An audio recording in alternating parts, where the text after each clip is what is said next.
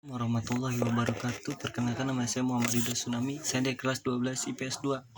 Di sini saya akan membahas strategi dakwah dan perkembangan Islam di Indonesia. Islam di Indonesia. Yang pertama, terjadi pemutarbalikan kebenaran tentang awal mula masuknya Islam di Indonesia. Seringkali ditulis pada abad ke-13, padahal sudah diambil keputusan bahwa Islam telah masuk ke Indonesia sejak abad pertama Hijriah, abad ke-8 Masehi, langsung dari Arab.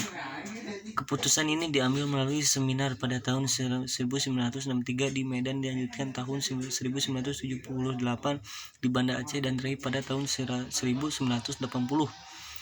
Pendapat yang menyatakan Islam masuk ke Indonesia pada abad ke-13 dinyatakan oleh ahli sejarah asing, diantaranya Profesor Dr. Snook Ronje.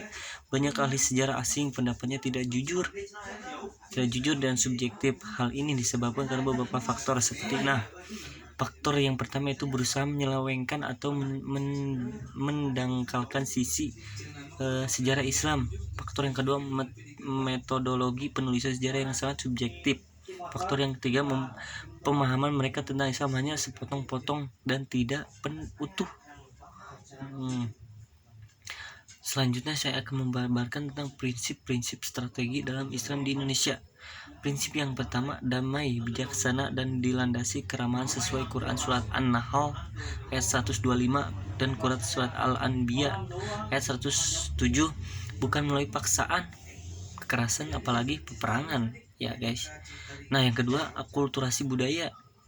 Yang ketiga, dilakukan secara bertahap melalui proses penyesuaian. Yang keempat, tidak menyakiti, tidak mengusik tradisi, agama, dan kepercayaan sebelum, tetapi membuatnya dengan cara yang Islam.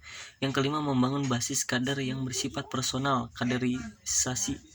Yang keenam, membangun basis teritorial. Munculnya kerajaan Islam pertama di Jawa, yaitu Kesultanan Demak, yang didirikan oleh Raden Fatah. Yang ketujuh, membangun dakwah persuasif kepada masyarakat.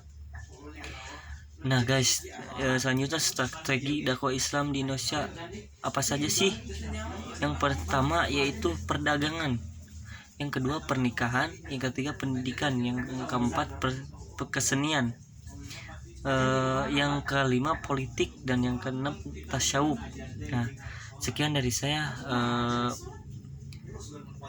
tentang materi prinsip-prinsip dakwah Islam di Indonesia. Wassalamualaikum warahmatullahi wabarakatuh.